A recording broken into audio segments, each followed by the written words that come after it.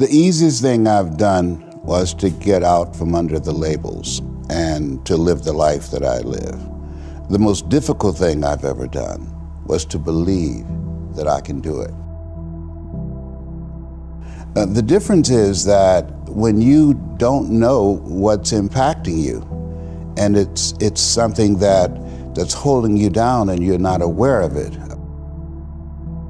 There are things that when you, in my situation, when you live in a dominant culture that is designed to destroy your sense of self and your belief in yourself, and you have to learn ways in which you can begin to connect with this power that you have within yourself to handle where you are. The key is to be constantly in a perpetual process of discovering the truth of who you are and fighting constantly to look for ways in which you can escape the inner conversation.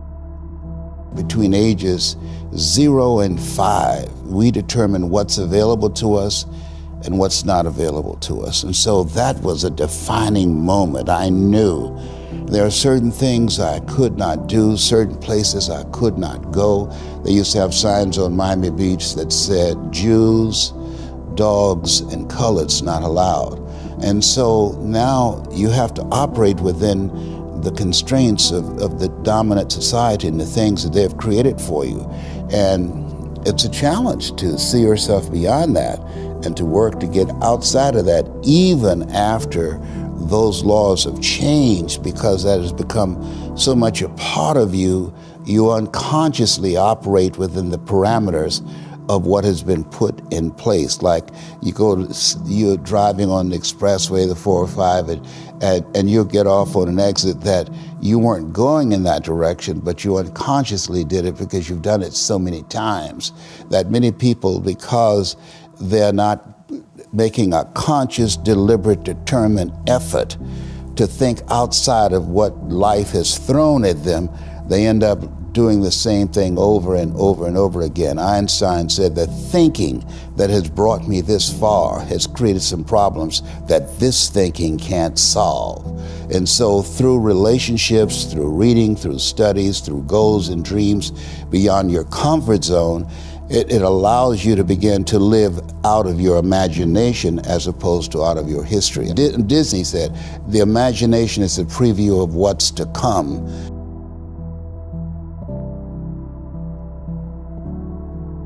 They have to expose themselves to something that will give them a different vision of themselves. And in addition to that, they have to put themselves in a community of what I call OQP, only quality people. A gentleman who dramatically transformed my life, I was a junior at Booker T. Washington High School in Miami, Florida, and I went in his class looking for another friend, and he said, go to the board and work this problem out for me.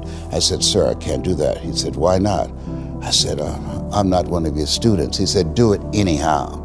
And the other kids started laughing, saying, he's Leslie, he's DT. And he said, what's DT?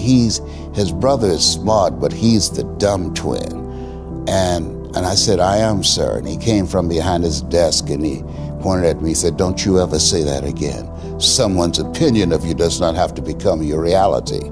And he taught me 3 things. He said, if you want to become successful in life, young man, he said, number 1, you got to change your mindset. He said, you don't get in life what you want, you get in life what you are. Number 2, practice OQP, only quality people. You earn within $2,000 to $3,000 of your closest friends. I found that out. I left all my broke friends. I said, y'all gotta go. Because I used to be so broke, I'd pass a bank and trip the alarm, you know? And the 3rd thing he said, develop your communication skills, because once you open your mouth, you tell the world who you are. He said, those are 3 major things that you want to work on that will liberate you from living in Liberty City, living in poverty in Overtown. It will help to escape out of where you are right now, because I see you watching me and I know you want more. I can see the hunger in your eyes. You get hungry by finding something that's you. I believe that all of us are born unique, but most of us die copies. You got to find out what is it that turns you on, what resonates with you. One of the things that I realized and what allowed me to become successful as a speaker, the speaking industry has been hijacked by people who speak to sell, and it's okay to do that and make money.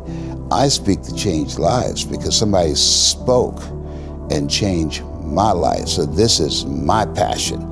This is my drive. This is something that I feel in my heart. And so the key to that hunger-driven life is a heart-centered life. I didn't do what I'm doing for years because of my programming, because of the culture in which I was raised in. I would see other people with degrees and PhDs and MBAs and credentials I don't have, and I convinced myself I couldn't do it. But Mr. Washington, on that day, we became friends, and he taught me not only someone's opinion of you does not have to determine your reality. He said that you have to work on yourself and you have to have an unstoppable attitude, and no excuse is acceptable, and you got to make it a priority, a non-negotiable in your life, and hold a constant vision of what it is you want to achieve. See it accomplished and go all out. Find a way to win. In spite of the setbacks, in spite of the disappointments, in spite of your failures.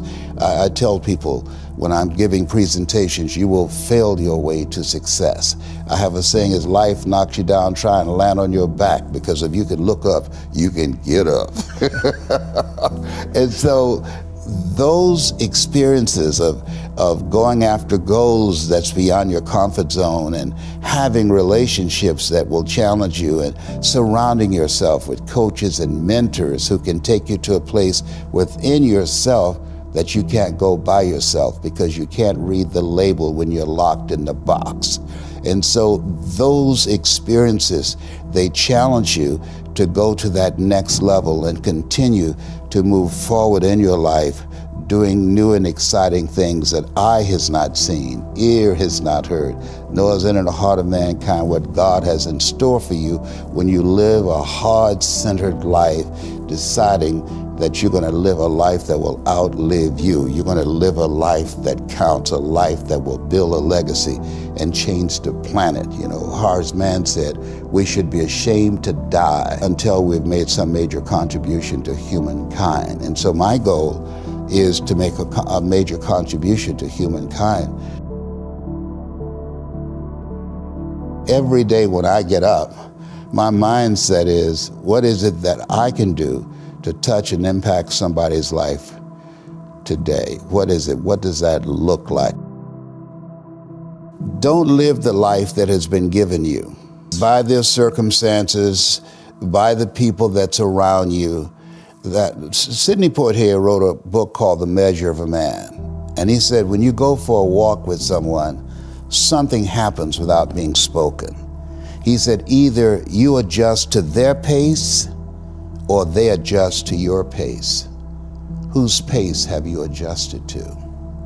And so there are things that we pick up and we think that they're our choices, but they're the choices that we've been programmed by life to do. When we leave our homes in the morning, we're bombarded with over 6,000 advertising hits through Facebook, through Twitter, through Instagram, through television, through our phones and through our communities, and through the computers. And so all of these things are impacting us every day.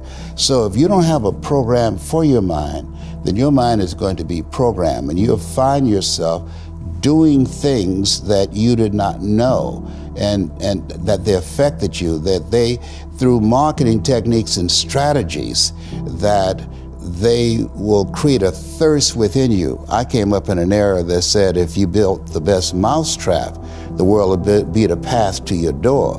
But if you know marketing, people will sleep outside your store to buy a telephone they've never touched or seen.